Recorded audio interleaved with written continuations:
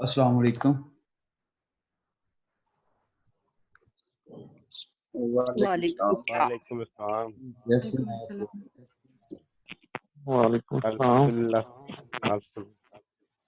वालेकुम अस्सलाम।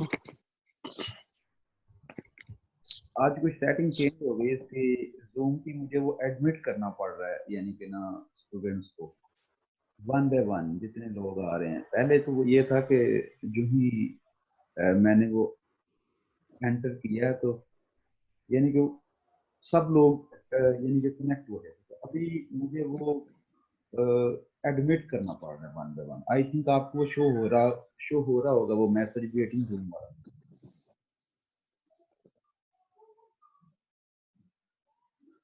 मुझे याद पता नहीं। I think we should start. जी तो अभी लेट मी स्क्रीन शेयर।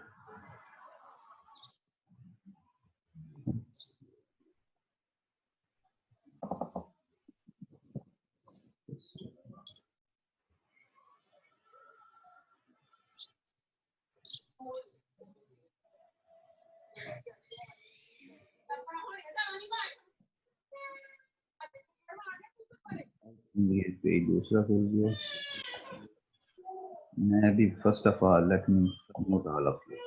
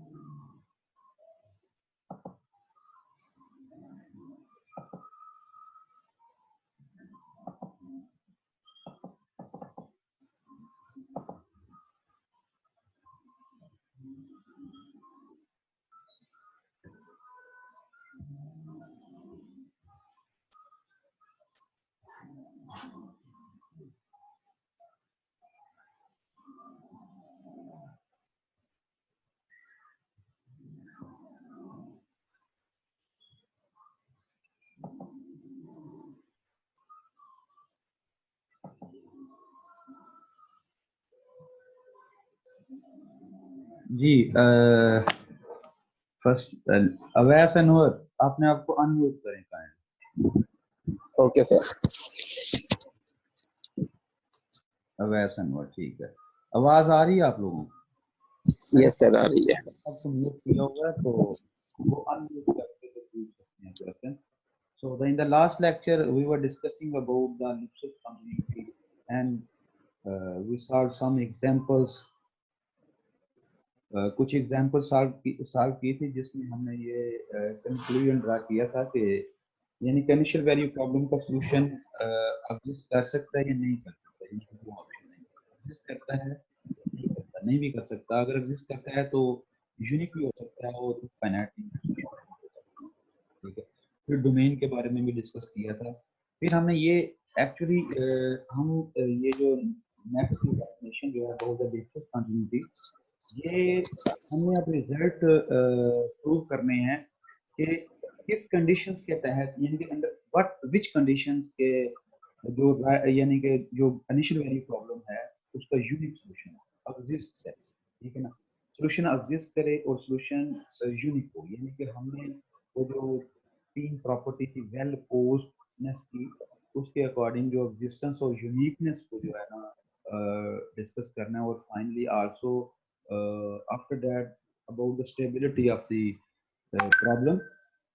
तो सबसे पहले हम लिप्सिस कंटिन्यूटी की डेफिनेशन हमने की थी लास्ट लेक्चर में कि the right hand side f is the Lipschitz continuous, f is Lipschitz continuous on D if दो वेरिएबल अगर यूज हो सकते हैं इसमें, जो एफ टी या फैक्ट है, तो सेकंड वेरिएबल के लिहाज से ये लिप्सिस कंटीन्यूअस होना चाहिए, फर्स्ट वेरिएबल फिक्स रहेगा। तो ये डेफिनेशन है लिप्सिस कंटीन्यूटी की, जैसे कि हमने लास्ट लेक्चर में की। तो ये हमने एग्जांपल भी की थी कि एफ टी या fact equal t square plus x square, ये हम एग्जांपल अभी कर रहे थे। तो f t f x one minus f t x two absolute value this, और यहाँ से टी स्क्वायर से कैंसिल हो जाएगा एक्स टू एब्सोल्यूट वैल्यू, ये हमने दोनों को अलग अलग कर दिया, x one plus x two x one minus. अब बाय डेफिनेशन ये चीज जो है ना, ये कांस्टेंट आना चाहिए। ठीक है, तो we are unable to get a some constant, यानी कि ये जो बाउंडेड नहीं है x1 प्लस x2, ये बाउंडेड नहीं है ओवर आर। अगर तो कोई यानी कि हम आर के ऊपर सॉरी हमने जो प्लेन लिया था एफ टी एफ, अगर तो आर के ऊपर ये बाउंडेड हो, कोई फाइनाइट यानी कि x1 और x2 की वैल्यू किसी फाइनाइट क्लोज इंटरवल से, किसी क्लोज इंटरवल से आ जाए फाइनाइट वैल्यूज में, ये इंटरवल पर डिपेंड करता है। हम इसका कोई अगर सबसेट ले लेते हैं तो फिर ऐसा पॉसिबल है कि हम इसको कंस्ट्रक्ट कर सकते हैं। ठीक है, यानी कि अगर हम आर के ऊपर बात करते हैं तो this thing is not bounded, so f is not difference continuous with on d is equal to r square. R square के ऊपर ये लिप्सिस कंटीन्यूअस नहीं है, पूरे प्लेन के ऊपर लिप्सिस कंटीन्यूअस नहीं है। लेकिन अगर हम उसकी कोई फाइनाइट यानी कि कोई रेक्टेंगल ले लेते हैं, फॉर एग्जांपल एक रेक्टेंगल ले लेते हैं, तो रेक्टेंगल के ऊपर ये जो है ना फंक्शन वो लिप्सिस कंटीन्यूअस हो, वो हम तब हम ये बाउंडेड वैल्यू फाइंड कर सकते हैं। तो लास्ट में लास्ट लेक्चर में यहाँ पर कुछ स्टूडेंट्स पूछ रहे थे कि ये कैसे, यानी कि ये बाउंडेड नहीं है। तो मुझे लगता है कि क्लियर हो चुका होगा क्वेश्चन, अगर still you have some problem with sir थोड़ी सी वजाहत कर नहीं, मुझे क्लियर नहीं हुआ ये point. x1 plus x2 is not bounded on R। ये जो एब्सोल्यूट वैल्यू है, को आपको कोई फिक्स नंबर मिल सकता है, कोई बाउंडेड नंबर मिल सकता है कि जिससे x1 plus x2 की जो एब्सोल्यूट वैल्यू हो। सर आवाज नहीं आ रही। मैं ये कह रहा हूँ कि x1 plus x2 की ये जो एब्सोल्यूट वैल्यू है, क्या आपको लेट मी राइट हियर, हम कह सकते हैं यहाँ पे x1 प्लस x2 जो है ये k को रिप्रेजेंट कर रहा है, यानी k की जगह पे है, लेकिन इसकी वैल्यू जो है वो 1 नहीं होगी। ये लेस और इक्वल टू का सिंबल लिखना था, लेकिन लेट्स से k है, या फिर अगर हम, चलो ठीक है k मैं लिख देता हूँ यहाँ पे।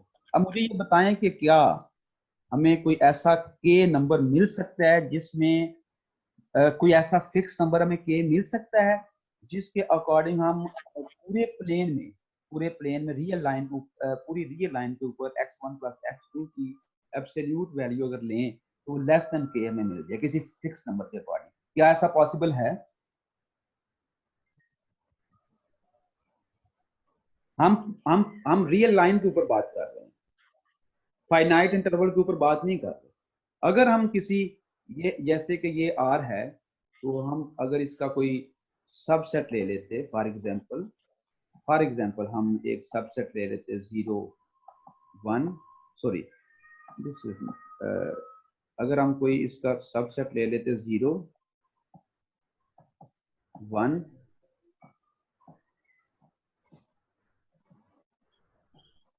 ये प्रॉपर सबसेट।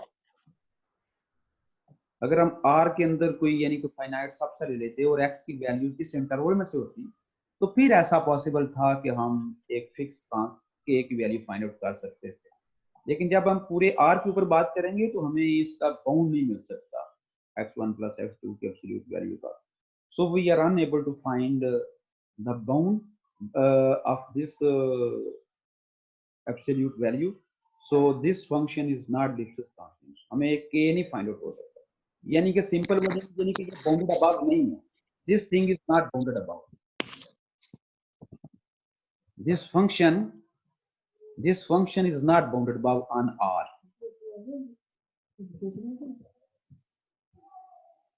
इट्स मीन कि अगर हमें R का कोई भी सबसेट लें तब ये बाउंडेड है, अदरवाइज ये देखिए बात सुने, कोई भी फाइनाइट इंटरवल ले लेते हैं तो उसके ऊपर तो बाउंडेड होगा ना, हमें कोई फाइनाइट है, लेकिन हम पूरे R के ऊपर बात करें तो ऐसा पॉसिबल नहीं है। तो हम ये कहें कि यहाँ पर हम दो वैल्यूज का सम दें तो ये पक्की बात है कि इस नंबर फिक्स नंबर से पूरे R की जितनी भी वैल्यूज हम सारों का सम फाइंड आउट करें वो R के इस नंबर से लेस है, ऐसा पॉसिबल ही नहीं है। जी सर, क्लियर हो गया। It is very simple. तो दिस फंक्शन इज नॉट लिप्सिस, यानी कि ये ग्लोबली लिप्सिस नहीं है। अब दूसरी बात यह है कि this function is not globally Lipschitz. हम इस उस एंगल से भी कह सकते हैं, कभी आप अगर कोई टर्म आपको मिल जाती है कि भाई अभी मैं लिप्सिस की बात करते हैं, ग्लोबली लिप्सिस नहीं कह सकता हूँ, the function is not globally Lipschitz but it can be locally Lipschitz. Locally Lipschitz mean कि हम एक ऐसी नेबरहुड फाइंड आउट कर सकते हैं सम पॉइंट्स की जिसके कोरस्पोंड ये फंक्शन जो है वो लिप्सिस होगा। जैसे कि हम क्लोज्ड रेक्टेंगल बना लेते हैं, ठीक है ना, या क्लोज्ड इंटरवल ले लेते हैं, तो क्लोज्ड इंटरवल पूरे यानी कि R के ऊपर क्लोज्ड इंटरवल डिफाइन करते तो हर क्लोज्ड इंटरवल के ऊपर तो फंक्शन लिप्सिस होगा ना। So then f is locally Lipschitz, locally Lipschitz है, लेकिन ये जो है ना ग्लोबली लिप्सिस। सर अगर हम जो है ना गिवन फंक्शन का पार्शियल डेरिवेटिव लें x के रिस्पेक्ट में, तो इस तरह भी इसको सॉल्व कर सकते हैं। हम उस एंगल से भी कर सकते हैं, बिल्कुल ठीक कह रहे हैं आप,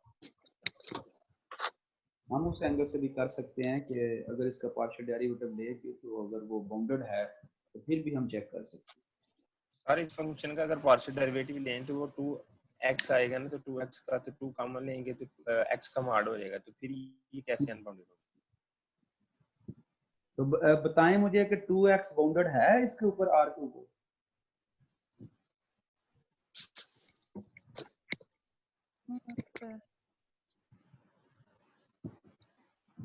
अगर आप पार्शियल डेरिवेटिव लेते हैं विद रिस्पेक्ट टू x तो क्या वो बाउंडेड अबव है?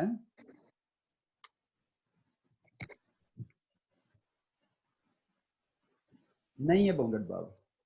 2x की अगर R से आप वैल्यू दे रहे हैं तो कैसे वो बाउंडेड अबव हो सकता है? तो it is not bounded above, यानी उस क्राइटेरिया से भी ये फंक्शन लिप्सिस नहीं रहता। ठीक है। अच्छा, अब हम नेक्स्ट देखते हैं ये कि सर ये हाँ जी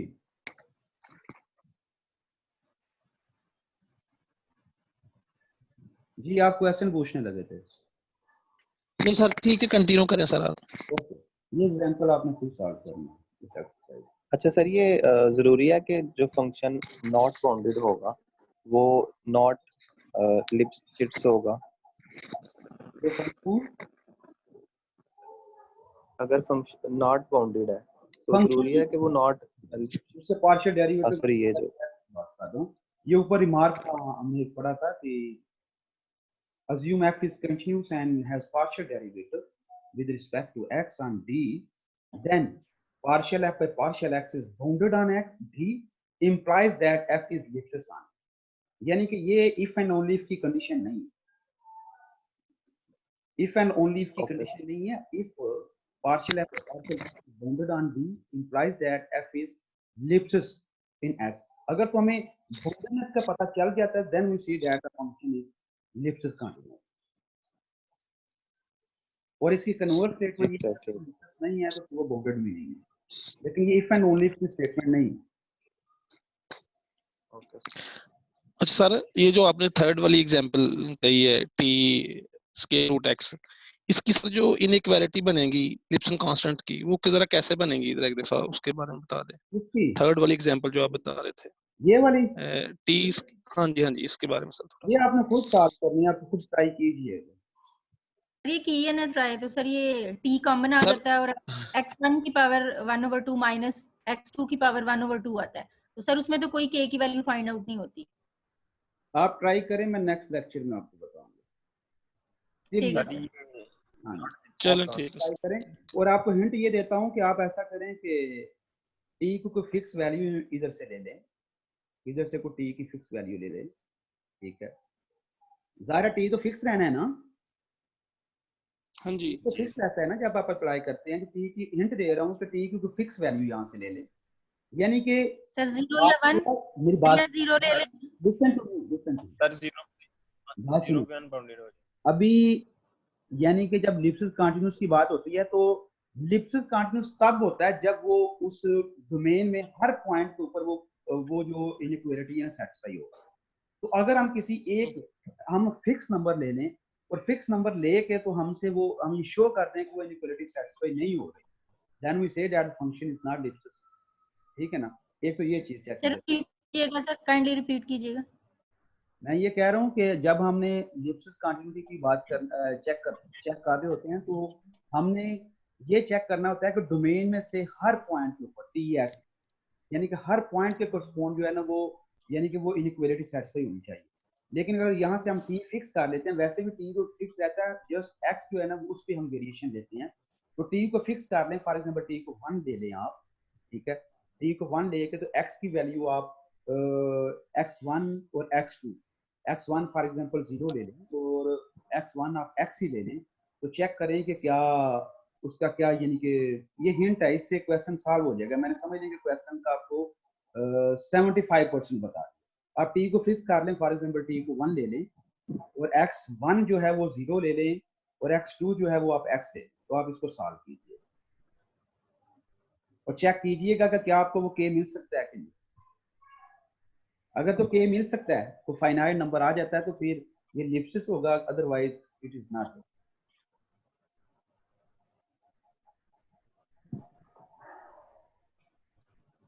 okay, next, assume f is continuous function, then x is the solution of the initial value problem if and only if x is the solution of the integral equation।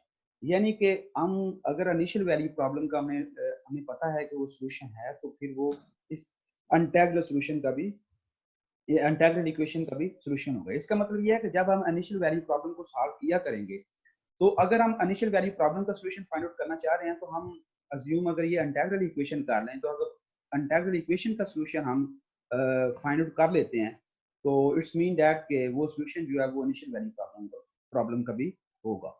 So this is basic lemma, और इसको हम use करके तो next जो results हैं about the existence and uniqueness वो हम prove करेंगे इसी इंटीग्रल इक्वेशन को। अगर इससे इंटीग्रल इक्वेशन के करस्पॉन्ड हम रिजल्ट प्रूव कर लेते हैं, then we say that the solution, this is a solution of the initial value problem, because here it is if and only statement. So proof is very simple कि अगर assume कर ले हम, if assume x of t is a solution of the initial value problem, अगर वो initial value problem का solution है, it means it must satisfy the initial condition and the given initial value problem. We can write dx over dt is equal to ft of x of t। तो अगर हम इसको integrate करते हैं वो side t0 to t, यानी कि जो इनिशियल पॉइंट है वो t0 है, ठीक है। तो t0 से t पे इंटीग्रेट करते हैं दोनों साइड पर, तो this thing become dx x of t minus x of t 0 is equal to t0। ये वेरिएबल मैंने चेंज किए हैं, बिकॉज लिमिट जो है वो टी 0 से टी पे ले रहे हैं, तो मैंने इसको अभी जो इसको इंटीग्रेट करना है एफ टी को एस से रिप्लेस कर दिया।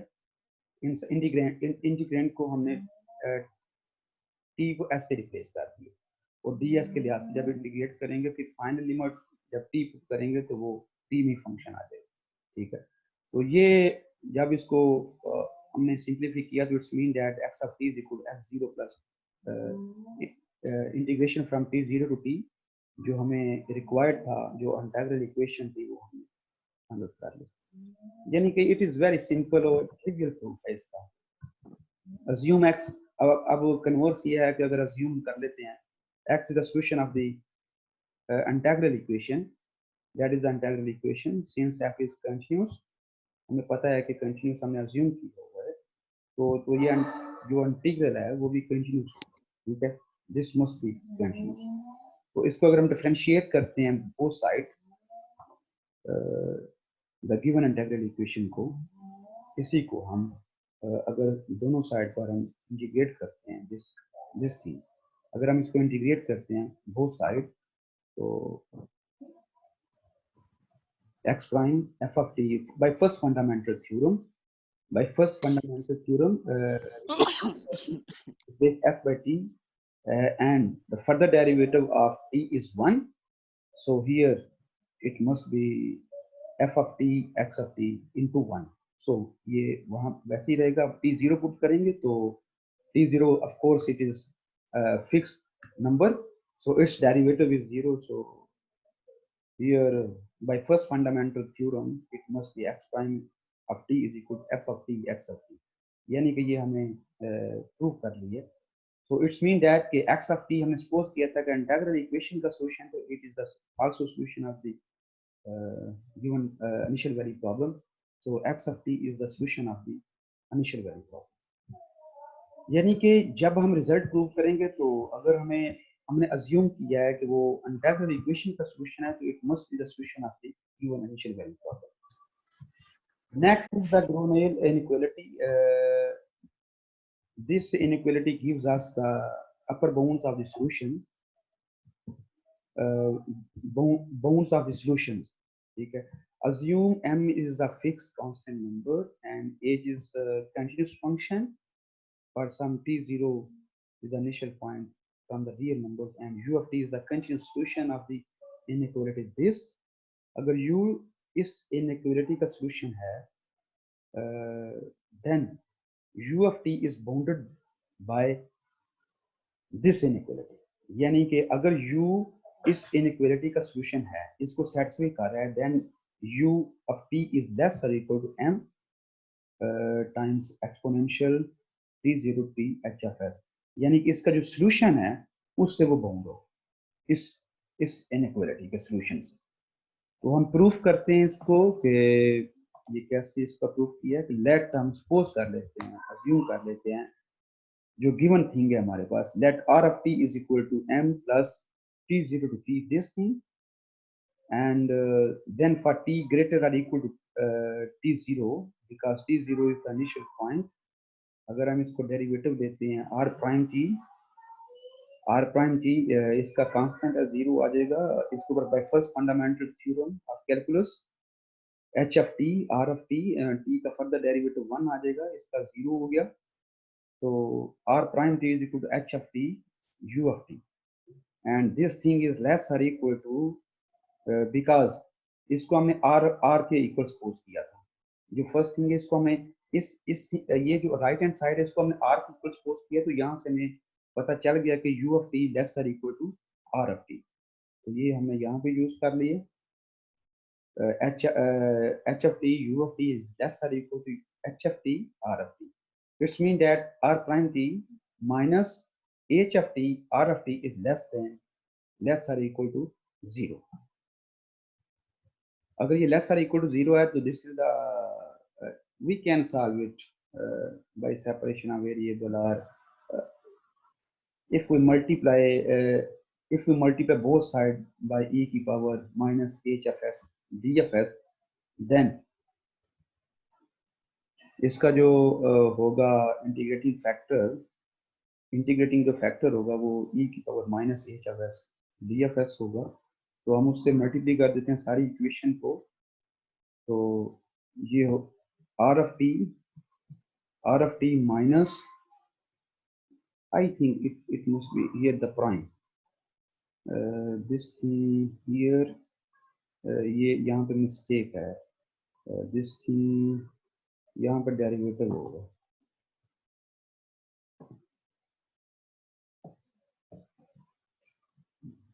आर ऑफ टी ई की पावर माइनस टी जीरो होती H F S D F S. जब इसको हम इसके साथ मल्टीप्लाई करेंगे सारी इक्वेशन को, तो हम लिख सकते हैं इस तरह, यानी कि ये उसका फर्स्ट ऑर्डर लीनियर इक्वेशन है, उसको हम सॉल्व करते हैं तो इंटीग्रेटिंग फैक्टर से हम मल्टीप्लाई करते हैं, तो ये लेफ्ट हैंड साइड है, राइट हैंड साइड इसमें जीरो है तो वो जीरो ही आ गई, तो लेफ्ट हैंड साइड को हम इस तरह लिख सकते हैं डेरिवेटिव की फॉर्म में। तो अगर डेरिवेटिव लेस और इक्वल टू जीरो, तो it mean this function is decreasing. If this function is decreasing, we can write here since this function is decreasing, अगर ये decreasing है तो for t is greater or equal to t0, r of t this is less or equal to r of t0, यानी कि अगर इस interval के ऊपर ये फंक्शन डिक्रीजिंग है तो इसका मतलब यह है कि t0 से बड़ी वैल्यू पे हम नेक्स्ट वैल्यू पे जो इसकी वैल्यू फाइंड करेंगे वो लेस और इक्वल टू होगी t0, तो ये दिस इज लेस और equal to r of t0 and r of t0 is equal to m. We know what is r of t0. If r of t0 is equal to m from here, we assume, and r of t is less or equal to m, ये इस side पे minus का exponential function, दूसरी side पे ये plus हो, तो yes here we have prove, यानी कि यही हमने इनइक्वालिटी प्रूव करनी थी, that we have prove r of t is less or equal to m times exponential function t0 to t h of s ds। तो ये रिजल्ट हमने prove करना था अबाउट द ब्रूनेल इनइक्वालिटी। इससे हमें solutions के upper bound and this thing, this is true, r of t here we can write again, but u of t is less or equal to, ये expression आ जाएगा, because u of t is less or equal to r of t, so u of t is less or equal to this function, यानी कि next step पे u of t इसकी जगह पे u of t आ गया, तो ये हमने प्रूव कर लिया, यही रिजल्ट हमने प्रूव करना था।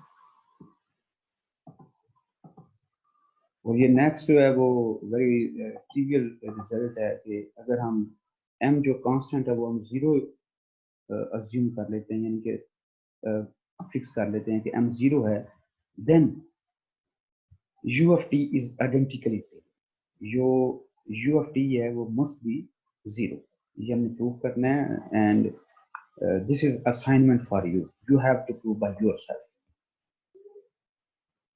ये आपने खुद प्रूव करना है। सो आई थिंक ये जो अभी हमने, मुझे याद नहीं रहा लेक्चर फर्दर मैं देखता हूँ, मैंने नोट्स लिखे थे उसके ऊपर, तो मैं अभी इसके अंदर वो ट्रांसफर कर दूँ, मुझे याद नहीं रहा। सो ask a question if you have, please.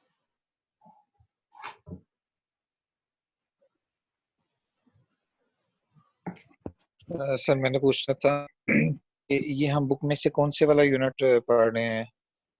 ये मुख्तलिफ बुक्स में ये रिजल्ट्स हैं, और मसलन मैं 2-3 बल्कि बुक्स हैं उनमें से देख रहा हूँ थोड़ा थोड़ा, यानी कि ये मुख्तलिफ, ये जैसे कि ये रिजल्ट है ये हर बुक से है, यानी कि एक ही बुक को फॉलो नहीं मैं कर, ठीक। अदरवाइज सर मुझे ये था कि शायद आपने जो बुक रिकमेंड की है वो मे बी उसमें से कोई आपने चैप्टर स्टार्ट किया, अदरवाइज वो बुक इधर बंदा ओपन कर ले तो वो ज्यादा बेहतर रहता है, बट ये मेरे लिए ज्यादा मुश्किल है कि मुख्तलिफ जगहों से चीजें कलेक्ट करके, तो मेन चीज ये है कि हमने नेसेसरी चीज पढ़नी है, और बुक्स भी मैं आपको रेफर करता हूँ 1-2 दिन के अंदर अंदर, यानी कि मैं एक्चुअली बिजी था बहुत ज्यादा, ये पूरा नहीं गुजरा है, दूसरे क्लासेस के ना वो डेडलाइन थी, अचानक हमें मिल गई कि रिजल्ट फाइनल करना है, तो अभी भी मैं यानी कि आपकी क्लास लेट 10-15 मिनट हुई है, तो इससे पहले मैं मार्क्स अपलोड कर रहा था एमएससी क्लास पे, तो इस वजह से लेट हो गया।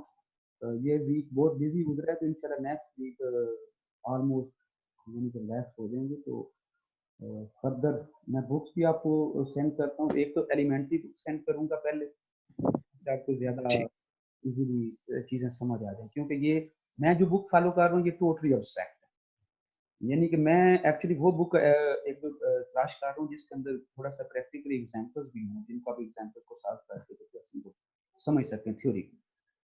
क्योंकि ये अभी ठीक हम कोर्स पढ़ने जा रहे हैं, इसमें एग्जांपल्स भी सॉल्व करेंगे, लेकिन मोस्टली रिजल्ट्स जो है ना वो अब्स्ट्रैक्ट है। सो मैं देखता हूँ इंशाल्लाह वो बुक इनसे रिलेटेड। तो ये आपने आपको जो इस आर्टिकल से रिलेटेड जो मैंने ये आपको सेंड किए थे नोट्स, ये ऑलमोस्ट आई थिंक सब कुछ क्लियर होगा। These are very simple things and next. जी सर, ये तो हो रहा है, लेकिन ये था कि अगर कुछ ऐसी चीजें हैं जो हमें मतलब बेस में उनकी प्रॉब्लम है, तो मैं ये इसलिए पूछ रहा था कि अगर हमें कोई ऐसी वो वेबसाइट का पता चल जाए जिस पे इससे रिलेटेड इंफॉर्मेशन मिल जाएगी, या कोई ऐसी बुक मैं आप रेफर कर दें तो वहां से फिर हम बुक्स प्रीवियस जो है वो भी साथ हो जाएगा। जी मैं आपको बुक्स जो है ना वो सेंड करूंगा, आप वो बुक्स देखिएगा, उनके रिजल्ट्स देखिएगा, ठीक है ना। लेकिन मैं बार बार बता रहा हूँ कि ये मैं मुख्तलिफ बुक से, और ये जिन जो जो बुक्स मैं फॉलो कर रहा हूँ वो टोटली तौर पे एब्स्ट्रैक्ट है। मतलब मैं उनमें से जी सर, ये बात समझ आ गई। थोड़ी थोड़ी लिख रहा हूँ, और मुझे पता है कि वो टू आउट एब्स्ट्रैक्ट हैं। तो आप जैसे यानी कि डायरेक्टली जब उन चीज़ों को स्टडी करेंगे तो वैसे ही बंदा स्टक हो जाता है मोस्टली। मैं खुद इससे जी आया हूँ, तो सबसे पहले मैं आपके लिए एलिमेंट्री बुक्स जो है ना वो ढूंढ रहा हूँ कि वो मुझे मिले, वो मैं आपको सेंड करूँ, बजाय कि आप जी डायरेक्टली ठीक है सर, ताकि आपने थैंक वो इंटरेस्ट आप इंटरेस्ट लें, यानी कि शुरू से अगर आपको बुक्स को पढ़ते हैं तो आपको इंटरेस्टिंग चीज़ लगे। इसलिए मैं आपको अभी ये जो बुक एक दो मैं फॉलो कर रहा हूँ वो नहीं सेंड कर रहा, वो थ्रू आउट ऑफ। मुझे नहीं लगता कि आप डायरेक्टली यानी कि उसको देख सकें। तो मैं सेंड करूँगा आपको इंशाल्लाह। एक दो बुक हैं, लेकिन थोड़ा सा बिजी था तो मुझे मिला नहीं, वो उनके राइटर का नाम भूल गया मुझे, तो मुझे सर्च करना पड़ेंगे। बुक्स तो बहुत ज़्यादा मेरे पास, लेकिन थोड़ा सा टाइम चाहिए था उनको सर्च करने के लिए। तो मैं इंशाल्लाह देख लूँगा और आपको विद इन 1 और 2 डेज सेंड कर दूँगा। कल की डेडलाइन है, मंडे की मेरे पास रिजल्ट सबमिट करवाने थे, तो मंडे के बाद इंशाल्लाह सेंड करूँगा। मैं ओके। अभी नेक्स्ट मीटिंग में दोबारा मैं वो कुछ नोट्स लिखे हैं मैंने और ये है कि इसमें जो हम रिजल्ट पढ़ने जा रहे हैं इनमें हमें जैसे कि हम इनिशियल वाली प्रॉब्लम को स्टडी कर रहे हैं, उसके अंदर ये इनइक्वालिटीज आ रही हैं, उसके बाद इसके अंदर फंक्शनल एनालिसिस भी होगी, इसके अंदर मैयर थ्योरी भी है, ठीक है। This is pure mathematics.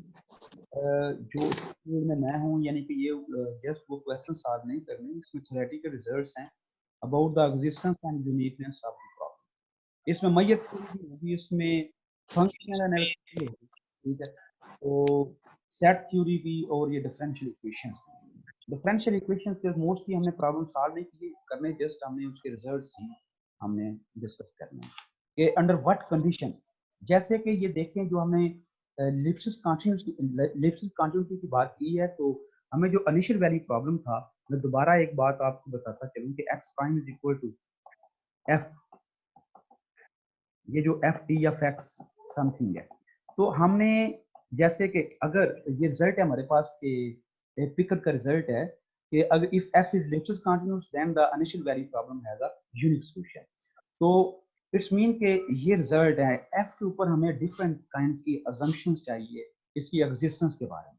हमने यहाँ पे एफ लिप्सिस कंटिन्यूअस अज्यूम किया तो हमने रिजल्ट प्रूव किया। बाद कुछ रिजल्ट ऐसे हैं जहाँ पर एफ वन साइडेड लिप्सिस हो, वो वन साइडेड लिप्सिस कंटिन्यूटी जो है ना वो वीकर है लिप्सिस कंटिन्यूटी से, ठीक है। तो हमने डिफरेंट काइंड की अजम्पशंस के अकॉर्डिंग हमें इसका सॉल्यूशन चेक करना है कि इसका एग्जिस्टेंस और यूनिकनेस के बारे में और स्टेबिलिटी के बारे में। तो वो इंशाल्लाह हम स्टेप बाय स्टेप चलेंगे और उम्मीद है इंशाल्लाह कि आपको ये चीज़ें क्लियर होती जाएंगी साथ साथ। मैं अभी नेक्स्ट मीटिंग में दोबारा मुझे वो नोट्स सेंड करने हैं मोबाइल में, और मैं आपको सेंड करके तो दोबारा नेक्स्ट मीटिंग में दोबारा आई थिंक अभी इसका टाइम हाउ मच टाइम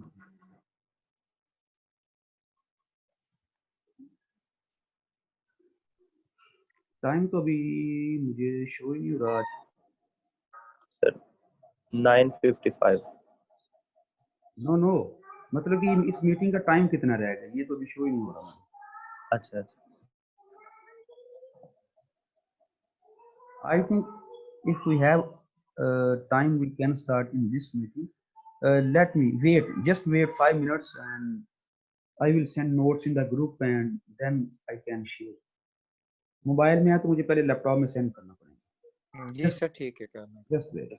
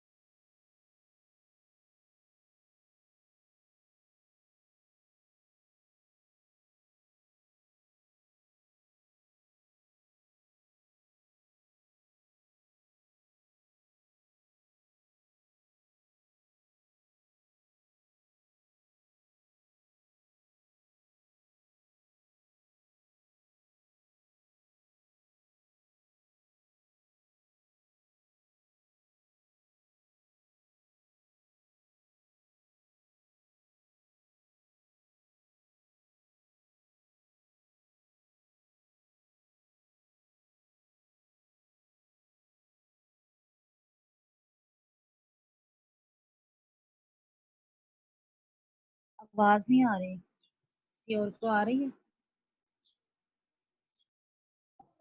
जी अभी जस्ट अ मिनट, मैं अभी वो डाउनलोड की हूँ तो मैं सेंड करता हूँ। मैंने खुद म्यूट किया हुआ था इसको।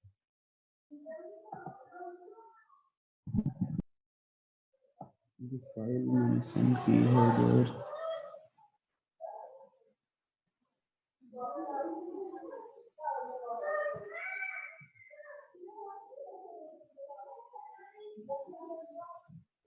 अभी फाइल इधर चली गई है, मैं अभी एक मिनट देखूंगा।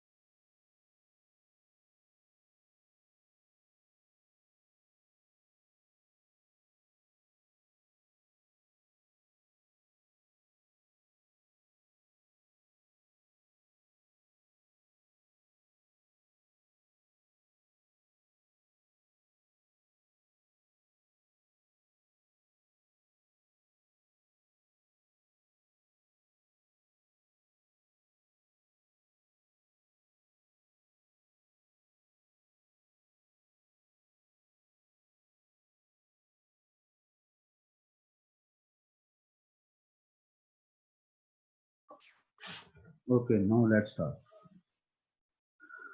Sequence and series of the function. तो नेक्स्ट हमने रिजल्ट प्रूव करना है जो about the existence and uniqueness. तो वहाँ पर हमें sequence and series of function से रिलेटेड भी कुछ रिजल्ट यूज करने हैं। तो मैं सबसे पहले उनके डेफिनेशंस को रिकॉल करवाता चलूँ कि let F M index M F M from A B to R N m from 1 to 3n, then the sequence of the function fm is uniformly convergent on AB if there exists a function f satisfying that for every epsilon greater than 0 there exists an n belongs to natural number such that for any m greater or equal to n and t between t in this interval, we have that fmt minus f of t is less or equal to epsilon. Sorry, less than epsilon. So this is the definition of the sequence of the function uniformly convergent, uniform for the uniform convergence of the sequence of the function. A sequence of function is uniformly convergent if this thing is satisfied for every m greater or equal to n. तो यहाँ से जो t की values हैं वो inside the interval और sequence of function जिसको converge कर रहा है, then f of t is also from a b to rn the function. Next we have a lemma that we will use in the next result. Sir definition repeat कर दीजिएगा एक दफा, समझ नहीं लगी। If we have the sequence of the function fm, this sequence fm is a sequence of the function, ठीक है, और ये फंक्शन डिफाइन कहाँ से है, ए बी से आर एन, ठीक है। तो ये जो सीक्वेंस है वो यूनिफॉर्मली कन्वर्जेंट कब होगी, when for every epsilon greater than 0 there exist a natural number N such that for every m greater or equal to n f of mt minus f of t is less than epsilon, यानी कि जो absolute value वो less than epsilon, and where f is a function from a b to rn. यानी कि अगर एक sequence of function uniformly convergent कब होगी, जब एक ऐसा फंक्शन लिस्ट करे जो इस प्रॉपर्टी को सेटिस्फाई करे। ये जो प्रॉपर्टी है कि for every epsilon greater than 0 there exist a natural number n such that absolute value of fm of t minus f of t is less than epsilon. Uniform convergence of sequence is uniformly convergent to f of t. if this inequality is satisfied. यानी कि sequence of function जो है वो converge uniformly तभी करेगी जब उसकी limit exist करेगी, ठीक है ना। तो लिमिट जाहिर है कोई फंक्शन ही होगा, तो uniformly convergent if there exist a limit function, यानी कि जो लिमिट फंक्शन है वो एग्जिस्ट करे जो इस प्रॉपर्टी को सेटिस्फाई करे, then we say that the sequence is uniformly convergent on A B. m greater than equal to n, तो ये नेचुरल नंबर से ग्रेटर है या वो? यस पहले तो ये बात है कि पहली बात तो ये है कि for every epsilon there exist some natural number n। ये जो एप्सिलॉन पे डिपेंड करता है जो नेचुरल नंबर, जैसे आप सीक्वेंस की कन्वर्जेंस चेक करते हैं ना तो डेफिनेशन देखेंगे वहां पर भी ऐसे ही है कि हमें एक ऐसा पहले सबसे पहले हमें ऐसा n मिलना चाहिए जिसके अकॉर्डिंग पहले तो ये है कि एप्सिलॉन फिक्स किया, फॉर एग्जांपल एप्सिलॉन 1 है, एप्सिलॉन 1 है तो उसके करस्पॉन्ड हमें एक n मिलेगा, ठीक है। जो उस n से आप उस सीक्वेंस की जो वैल्यूज हैं वो सारी जो इंडेक्स है उनका वो उस m से आप उस n से बड़ी वैल्यू देंगे, ठीक है। इसी तरह अगर आप एप्सिलॉन 2 चूज करते हैं तो ये डिफरेंट n एग्जिस्ट करेगा, हर एप्सिलॉन के करस्पॉन्ड हमारे पास ये एक नेचुरल नंबर का एक n एग्जिस्ट करेगा। This is for some natural number, मैं यहाँ पर इसको डिफरेंट वे से भी डोनेट कर सकता हूँ, let's say it is n0, ठीक है। वो this is for natural number, set of natural number, और दिस इज सम नंबर, ठीक है।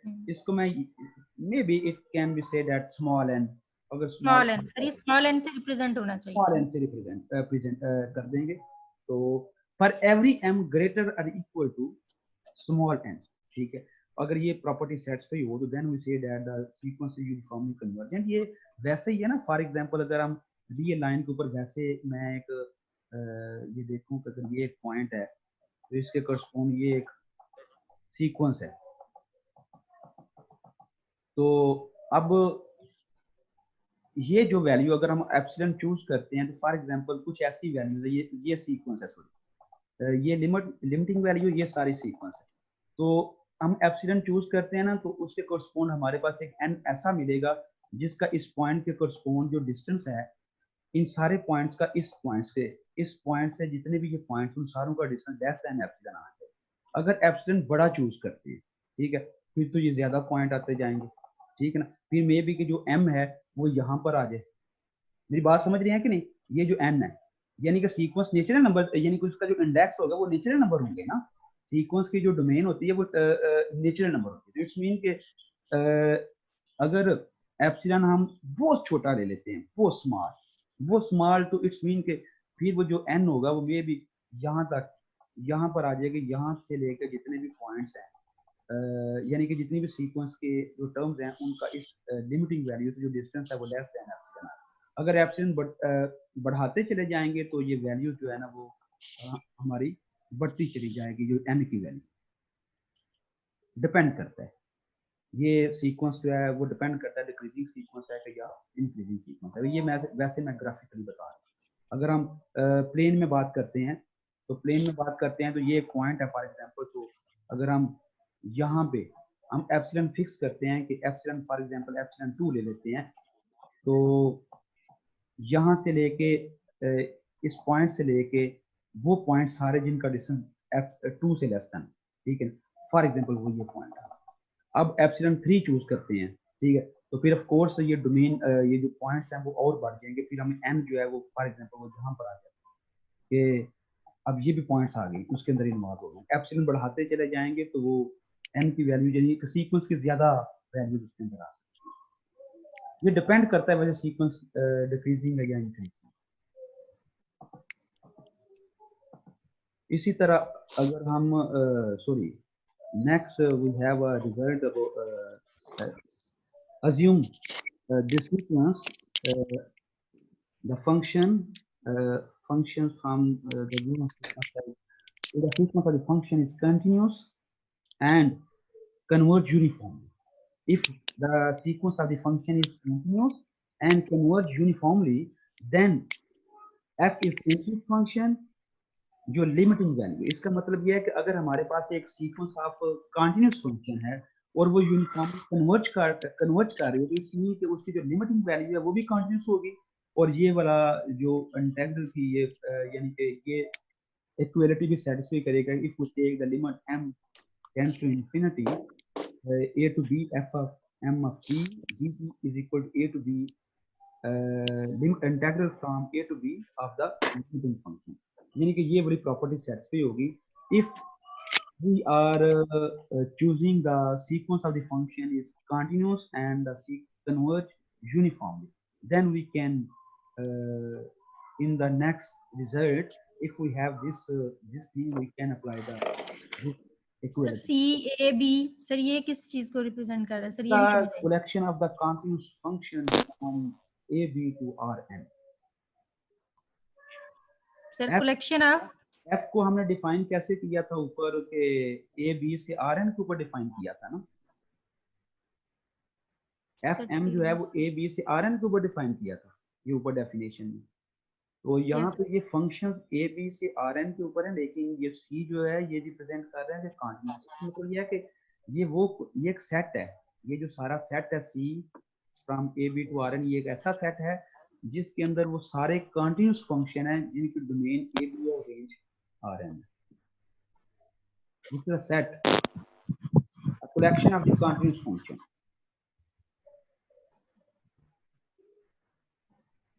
Next one, the part B is that if fm is the continuous function, g is a compact subset of rn.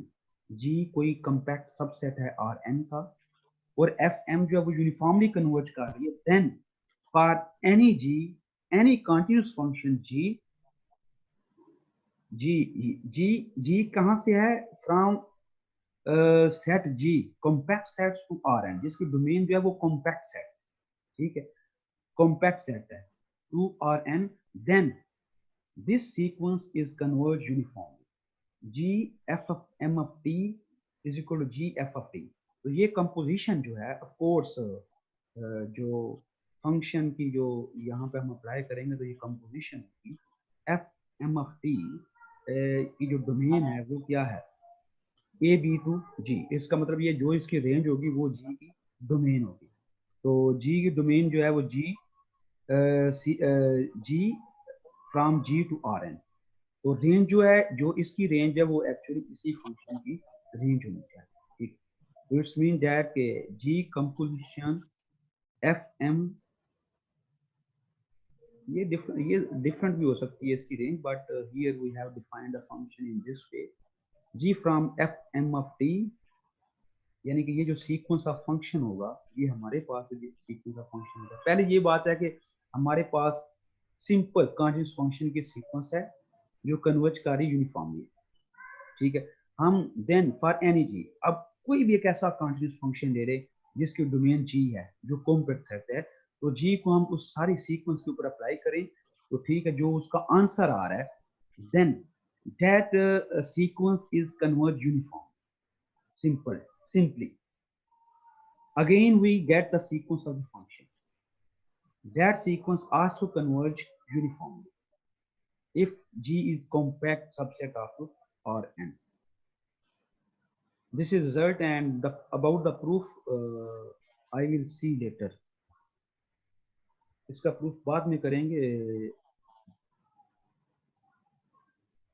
अभी next definition है let gm about the series let gm ab to rn and from 1 2 3 so on the sequence of the function, a series of the function uniformly convergent on ab if the sequence of partial sum is uniformly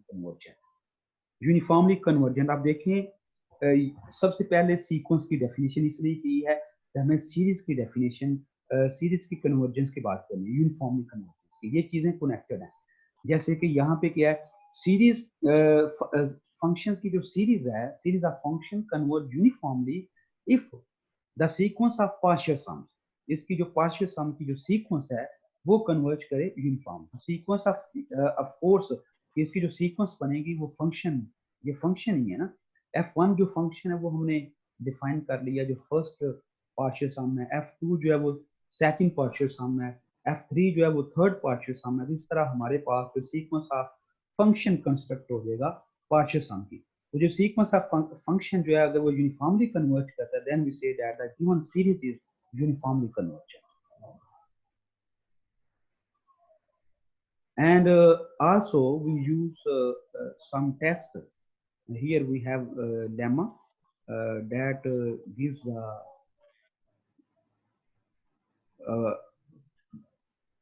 convergence about the series of the functions. और इसको हम m test भी कह सकते हैं। और if we have the series of the functions, if we have the series of functions, then what is the criteria to check the convergence?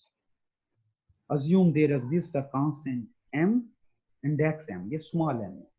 जाहिर है हमारे पास जो सीक्वेंस है वो fm है, उसमें जो इंडेक्स यूज कर रहे हैं हम वो m यूज कर रहे हैं। तो अगर तो assume there exists a constant mm such that gm is less or equal to m, for example m from 1 तो अगर g1 है, g1 की वैल्यू भी सर वो हमें आवाज की बिल्कुल समझ नहीं थी आ रही। लिसन, अगर हमें ये जो सीरीज है इसकी जो फर्स्ट टर्म है g1, if g1 is bounded by m1, यानी कि हमें m है उसे ये पता है कि हमारी सीरीज है। अगर इसकी फर्स्ट फंक्शन है उसमें वैल्यू है ना m वैल्यू g2, अगर g1 बाउंडेड हो g2 सारे कॉन्स्टेंट हैं, ठीक है। सर आवाज नहीं आ रही जी अभी आवाज आ रही है? जी सर अब ठीक है जी ठीक है। अगर तो हमारे पास जो सीरीज है, सीरीज ऑफ फंक्शन है, तो अगर मुझे ये series of function every term is bounded above, if every term is bounded above, for example here I can look if g1 g1 इसका मतलब ये है कि g1 is less equal to m1 ऐसा इक्वल m2, मैं उस series हर term जब bounded above जाती है ये बाउंड को उसी को सकता है, ठीक है। उसकी सीक्वेंस ये m है, ये m from 1 to so हम क्या भी कहेंगे कि जो m है यहाँ पे वो है m from 1 2 3 4 5 so m की वैल्यू 1 2 3 4 सर आवाज नहीं आ रही जी। अगर तो ये सीक्वेंस अभी जो हम फंक्शंस की जो वैल्यूज हैं, अगर ये यानी कि ये सीरीज की जो टर्म्स हैं अगर वो सारी बाउंडेड अबव, अगर सीरीज की सारी टर्म्स बाउंडेड अबव हैं तो जो बाउंड्स हैं उनकी जो सीक्वेंस बनेगी अगर वो कन्वर्जेंट है, सबसे बात क्या है कि उसकी हर टर्म बाउंडेड होनी चाहिए, सीरीज की हर टर्म बाउंडेड होनी चाहिए और सीरीज की हर टर्म यहाँ पर क्या फंक्शन ये तब पॉसिबल है सीरीज की फंक्शन कन्वर्जेंट पॉसिबल है when we have a series of function, ठीक है। अगर सीरीज फंक्शन हमारे सर पास अभी भी आवाज नहीं सही आ रही सर दोबारा मीटिंग कर लें, ये इसमें बहुत ज्यादा डिस्टरबेंस हो रही है, बिल्कुल भी समझ नहीं आ रही, पिछली डेफिनेशन की भी समझ नहीं आई। मीटिंग दोबारा से स्टार्ट कर लेते हैं ये लीव चलिए करके, ठीक है दोबारा शायद फिर ठीक हो जाए। ठीक है दोबारा देख लेते हैं। Okay thank you sir.